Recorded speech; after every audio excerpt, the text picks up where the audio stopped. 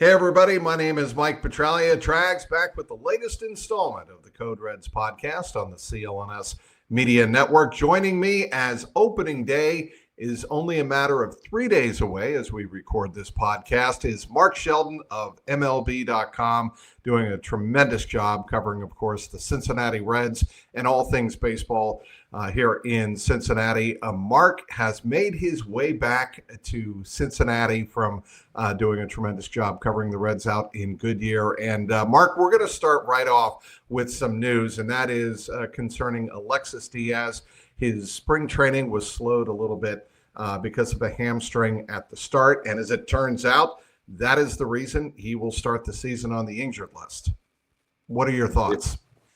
Yeah, I'll be honest with you. I was a little surprised that they went with that decision based only because Diaz told me he was 100% healthy and ready to go only after a day or two before that. And I mean, certainly maybe it affected how he pitched, maybe it didn't, but I think it was an opportunity maybe to send a message to the club that if you don't come to camp ready and you're not doing well, that there are consequences, and they missed an opportunity there possibly to do that. And but either way, they don't have a closer. I didn't think he was going to be the closer coming out of camp the way things were going, and now he's on the IL, so he's not the closer, so they have to find one of those other 7 guys to do the job.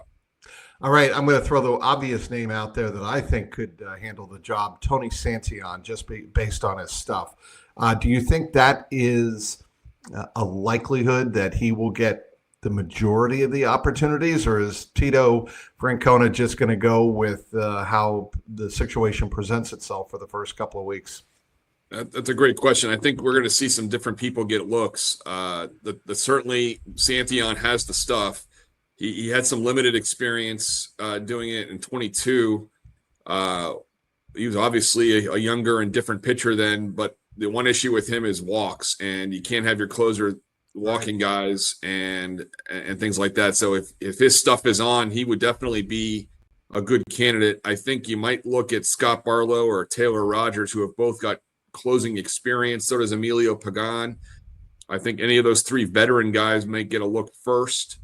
And certainly I'll be very curious watching how Graham Ashcraft handles relief work. And if he becomes a good option in the later innings, I could see him transitioning to closer very easily. I've been on him as a closer since really last season. Yes, you have. I think that could be a really good fit, and we'll see what happens. Okay, let's take that point a little bit further. Why is it, and I happen to agree with you, why is it that you think Graham Ashcraft's stuff translates maybe better in the bullpen and at the end of the bullpen than it does as a starter?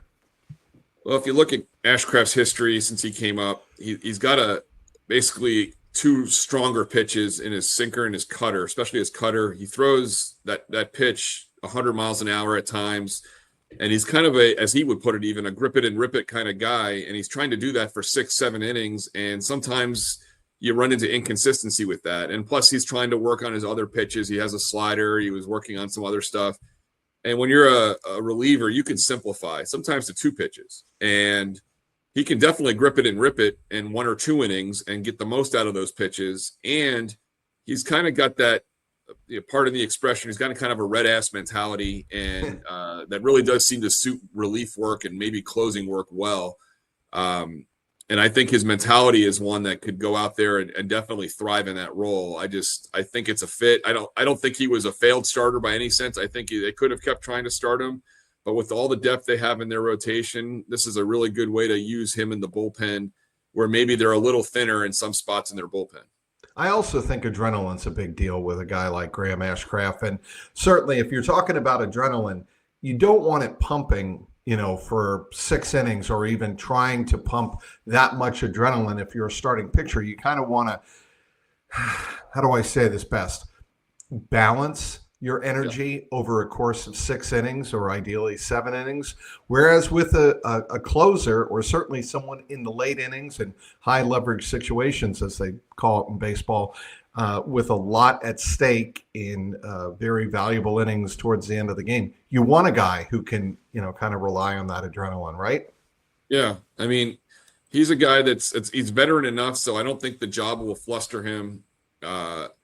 Certainly, the ninth inning, for whatever reason, carries a little bit more pressure to pitchers. Some handle it better than others. I've seen guys that were great in the eighth inning fold like accordions in the ninth, and I've seen guys that have really risen to it. So it's one of those jobs. It's kind of like being a kicker in the NFL. Sometimes you got it, sometimes you don't. One year you're Yes. everything between the uprights, and the next year you're missing everything. So Diaz might be on that downturn. He kind of had an off year last year after a really strong 2023. Despite his save percentages, he was not that great last year, and I think they really wanted him to come into 2025, hitting the ground running, and it just didn't happen. And this is now an opening, whether assuming he comes back, but whether he comes back or goes to Louisville, he's going to have to get his job back, and then there's going to be some guys going to be competing for that while he's out. Well, let's touch on that a little bit, Mark. And that is the difference between him starting on the IL and not having to use an option, as opposed to starting the year in Louisville using an option, which Alexis Diaz had an option remaining. What do you think is the difference there, and how does that maybe help the Reds, hurt the Reds going forward? I don't know if it really is if the option thing is in play, because either way he was going to get his full salary, $4.5 million, being arbitration eligible like he was. Getting sent down wouldn't have given him less money. Obviously on the IL he's going to get paid, so I think that's a non-starter there. He's 28 years old, so burning an option for him is not necessarily a problem. But it's certainly, when you have a veteran, though, he is kind of now a veteran guy. Mm-hmm. There are certainly some things you want to give a guy maybe a little bit more respect and an opportunity to work through it. Francona said it when he talked to the guys yesterday, the reporters. Jack Magruder wrote it for us while I was traveling. Is that maybe he was compensating for his leg while he was pitching, and they're going to give him the benefit of the doubt that he can use this extra time to work through it and get himself sharp. I'm sure he'll go on a rehab assignment of a couple of games to test it out, and then we'll see what he has. But he has to get better. The one issue with him last year was that he was not throwing enough strikes. He was walking guys. There was not enough clean innings, and he was certainly running into that this year. The game against the Royals a couple Saturdays ago, when he gave up 5 runs and 3 walks and 3 hits, he walked the bases loaded.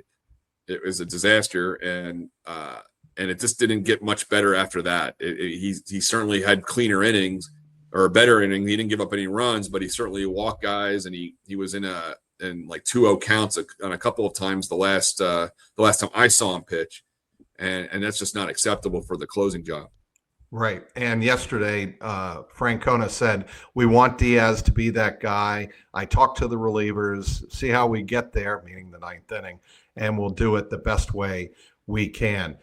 Terry Francona told me a couple of years ago, well, many years ago now, that one thing he looks for in a guy with a lanky delivery like Alexis Diaz is, can he get his delivery together and have, when you have a lot of moving parts, it's a lot more difficult to get a reliever when he gets out, or a pitcher when he gets out of his rhythm, to get it all back together. And that's, I think, the challenge that Alexis Diaz has. And I'm reminded of what Francona told me those years back, is a lot of moving parts, and that's what Diaz has. He's going to have to work with pitching coaches like Derek Johnson to get them back in sync. Yeah, and DJ was working with them last year. They definitely had some things where they synced up his mechanics better. If you notice down the stretch last year, he did have better performances and better numbers than he did in the first half. And it's just going to be a matter of them finding that again. And I think if anyone can fix it, it's Derek Johnson, but we'll have to see what happens. He's going to have to use this time while he's on the injured list to get it all synced up. Otherwise, he probably won't be the closer. All right, let's move on to position players. Speaking with Mark Sheldon of MLB.com, covering the Cincinnati Reds. Tyler Stephenson and Spencer Steer will both start the season on the injured list. I don't think either one is particularly a surprise, but I think with Stephenson, That is going to be a big issue for the Reds to overcome at the start of the year. He is obviously one of the captain-like leaders in that clubhouse, no question about it. But it's the way he's grown and developed over the last several years. I know you and me talked out in Goodyear about the way Stephenson has really elevated his game as the leader of the pitching staff. What are the Reds going to do now with Jose Trevino, who's battled his own issues in spring training? What are they going to do without Tyler Stephenson to start the year? Well, what it does hurt is really Stephenson and Steer being out of a lineup that had trouble scoring runs last season and necessarily didn't really hit the cover off the ball in spring training. It's going to be a problem, maybe. I think other guys will have to step up, specifically for the catching situation. I think defensively, in fairness to Stephenson, I think this is an upgrade. I think having Trevino behind the plate is going to be big for the pitching staff. The pitchers love working with him. He's a great game caller. He is a bona fide leader already on this team. If you saw all the guys that came upstairs for his patio, press conference, they all turned out for him. I've never seen that, and that guy hasn't even played a regular season game yet for the Reds, and he's already getting that kind of support and backup. So I think defensively, leadership-wise, I think Trevino is going to be just fine as long as he stays healthy. They had a scare with him. He got a foul ball off the thumb the same day they announced Stephenson was going on the IL, and I'm sure there were some palpitations going on in the front office that day.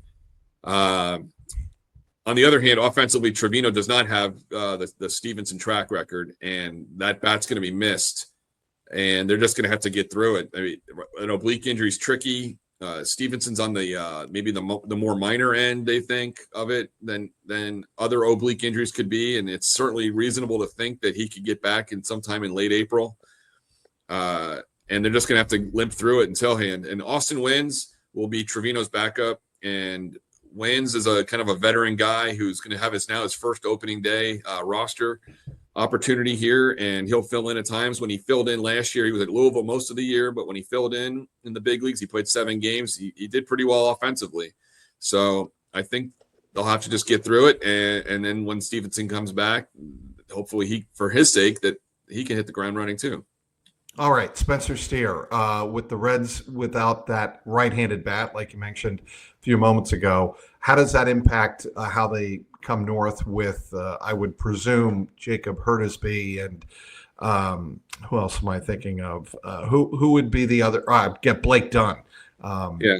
Right now, they haven't decided yet between Blake Dunn, Hurtisby, and Stuart Fairchild for the last 2 outfield spots. So it's 3 guys for 2 spots.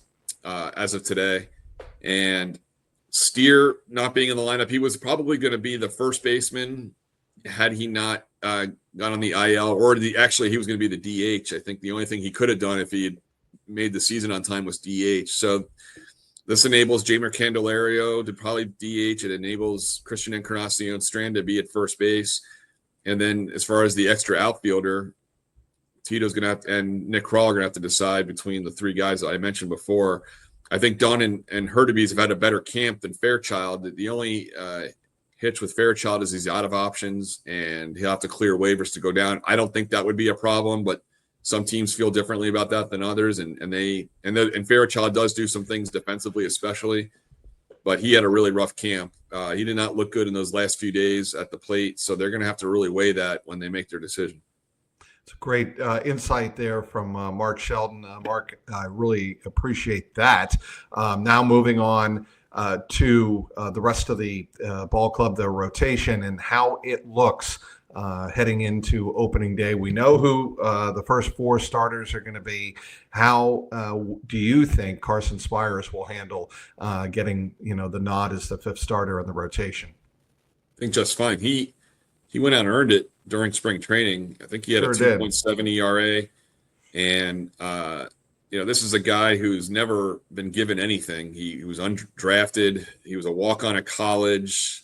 You know that he kind of went up and down for the Reds and was kind of used in a variety of different ways, long relief, mop-up relief, starting, filling in, all those things. What I think what was lost is I know that Abbott and Rhett Lauder they have IL issues and they're going to start the year in the IL, and Ashcraft is being moved to the bullpen, but it shouldn't be lost that Carson Spires earned the job.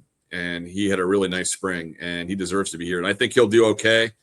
It's not like he's untested. He's pitched in regular season games. His ERA from last year, it doesn't sound great, but he had moments last year where he was very effective. He had some very nice games last year. And this is an opportunity for him to run with this and make it really hard to send him out of that rotation when Andrew Abbott comes back. So we'll see what he does. All right.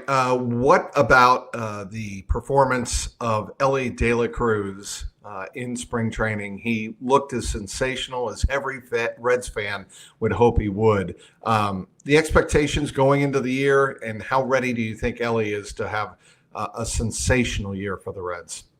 I asked him just the other day, and he said he was locked in and he feels good. So I'll take his word for it, because certainly the numbers back it up. He led the team in homers with 4. He had a 1292 OPS. Did pretty much everything he wanted to do. I think what was impressive is the way he played defense too. There was a couple of tricky balls that went his way. One was a deflection off the pitcher into the hole, and he got it backhanded and made a great throw to first to get the guy. He made a nice sliding catch in left field towards the last few days of camp.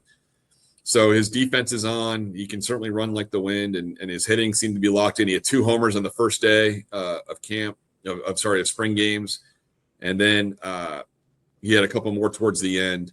And I think throughout spring, it was definitely noticeable. Even before the game started, he was hitting the ball hard. I know one time he hit a comebacker through Nick Martinez's legs, and it was 113 miles an hour, and that was like the first day of live BP. So he looks like he put in the work in the offseason, and he's locked in pretty nicely, and they'll certainly like his bat in the 3rd spot. And I would tell you that I think if he gets his defense ironed out, and if he can be if he can make the plays he should make all the time, most of the time, if you know what I mean, I think that's going to make a marked difference in the Reds defense up the middle. Certainly. I mean, no one can dispute that De La Cruz can make plays that no one else can make, or a few shortstops can make. He's got the range. He's got the gun of an arm. He can do a lot of things, but where he fell short last year, and Freddie Benavidez even brought this up when he was interim manager, is lapses of concentration, a failure to make the routine plays, and that's just not going to work. He has to make all the routine plays in addition to the spectacular ones, because that's what makes a great shortstop. And with McLean at second, with De La Cruz at short, that could be a really nice middle infield and getting outs. And with the Reds maybe not having the best offense in the league, they're going to have to win games with their defense sometimes. And it's not necessarily the greatest defense on paper. It's probably a little bit better than it was last year, but they're going to have to they can't allow any extra runs. They can't allow extra outs. They have to play sharp in order to have better chances to win games. And their margin of error is not very great. And to your point, the fundamentals have to be there. And that's where I think Terry Francona is going to make a big difference for these Reds. I think we heard that word accountability thrown around early on in the early days after he was hired. And I think that's going to matter quite a bit. Matt McLain and Christian Encarnacion Strand, 2 guys that missed, in one case, all of last year in Matt McLain, and with Encarnacion Strand, he was hurt in April and never really recovered and missed the rest of the year. Those 2 guys look like, to me, and I was there early in camp, look like they are ready to start the season healthy and make big contributions. I think so. I mean, McLean struck out a lot in camp. I don't know what to make of that number, but at the same time, he looked great on defense. He looked like he was moving around really well, both with his shoulder and his oblique, which has also been troublesome over his brief career. And I think it's just going to be a nice. They're gonna need him to be as good as he was in 2023 in order to have a chance. And then when you look at Encarnacion Strand, he definitely got fit. He worked on his defense a little bit. He still has that power. He's just going to have to cut down on strikeouts and be more of a patient hitter than he was last year. He struck out on an exorbitant amount of times in that brief month that he had, and he's going to have to cut that down. But I think he's in a position where if he doesn't push too hard, he can do that. So we'll see. It's weird, kind of in a way. They're both starting their sophomore seasons, even though they're really third year players. So, but I think McLean is in position definitely to pick up where he left off, and they'll need him to. Where is Gavin Lux going to fit in, Mark? I think he's the third baseman for the most part. Certainly, they can mix and match if they have a left-handed pitcher that they're facing. They can either sit Lux and use Candelario at third or Santiago Espinal. Really, in spring training, Lux, he played second base once, but mostly it was at third base and a little bit in left field. And I think you'll see him float between left field and third base the most, with third base being the likelihood. I think at best he's probably an average third baseman. He's been decent. He's made the plays so far, but I think he's better already, maybe defensively than Candelario. And Candelario did not have a great. He's an older guy. He's not known for being a great third baseman. I think he could play better, and maybe he will. But I think Lux is their best bet on the regular to be there, and then we'll see what happens. All right, you had a terrific story, and I want to wrap it up with this. On the pomp and circumstance, Reds graduation, absolutely one of the best days of the year. And, it was a fun story to read. And this happened, I believe it was last Thursday, Mark, when you were still in Goodyear. Tell us a little bit about this and why it's kind of a unique program for the Reds and a very popular one. Yeah, it's been the second year in a row.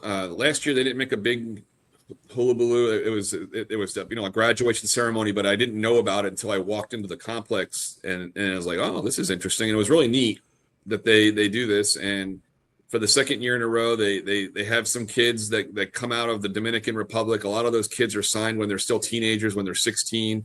Right. They did not necessarily finish high school before they became professional ball players. And when you're an international player with the Reds, English classes are mandatory, but finishing your high school degree is not. So they have a wellness and education department, and a woman there named Caitlin Beltray is one of the lead educators, and she works with these players, and they take their classes in all sorts of different ways. They do them on Zoom through a Spanish-speaking online school accredited in Florida.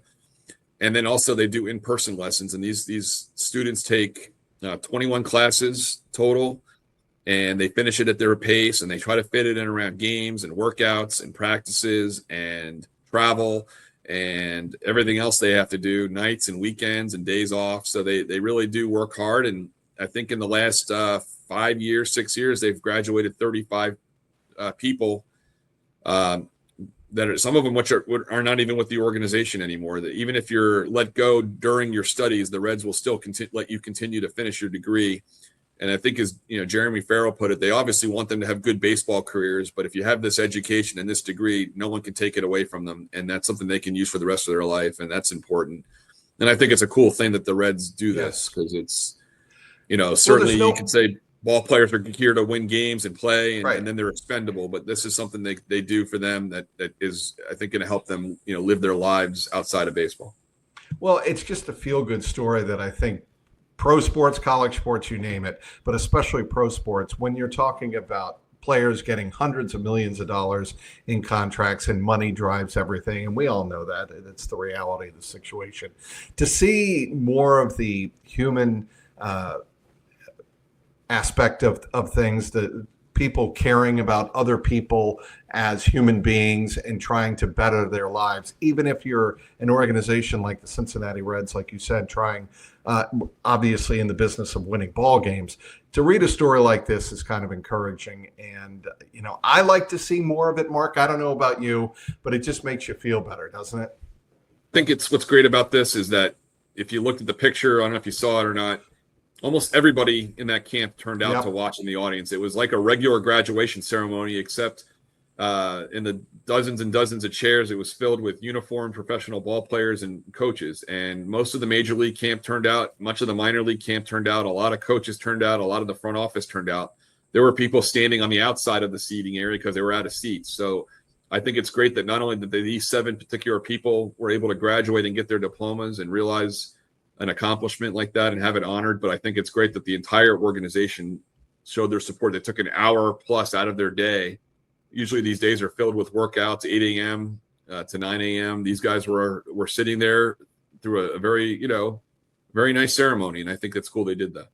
Yeah, I do too. It's up on MLB.com, on Reds.com. Be sure to go there and check out Mark's story. Mark, I will see you tomorrow. That would be Tuesday, 6 p.m., the game in Dayton against the Dragons. Tell us, before we let you go, tell us a little bit about that game and why it's significant that the Reds are doing this against their high single A team up in Dayton. Yeah, they're going to be playing like a team of prospects. They won't all be from Dayton. It's kind of be a mixture of prospects and minor leaguers against the big league club. It's really, for Dayton, it's an opportunity to honor that affiliate, because it's been 25 years since they started, and they've been a huge success for downtown Dayton. And the Reds have been and the Dayton Dragons have been a pretty good partnership over the 25 years. So I think it's kind of a way of honoring them, and then they'll just play a game, and then they open the season Thursday. This has been a great way to warm up to one of the best holidays, the best holiday in Cincinnati, Mark. Opening day is this Thursday against the San Francisco Giants. I cannot wait for it to get here. As a Cincinnati native myself, I have always looked at it as the unofficial opening of spring here in Cincinnati. And it's really an honor to get to talk to you about it a couple of days before opening day. It should be a fascinating season with Terry Francona as the manager. And I want to thank you for taking some time out to look back on spring training and look ahead to opening day. Thanks, Mike. All right, he's Mark Sheldon, been covering the Cincinnati Reds since 2006. Read all of his terrific stuff up on Reds.com. My name is Mike Petralia Trags, and thanks for downloading this episode of the Code Reds podcast.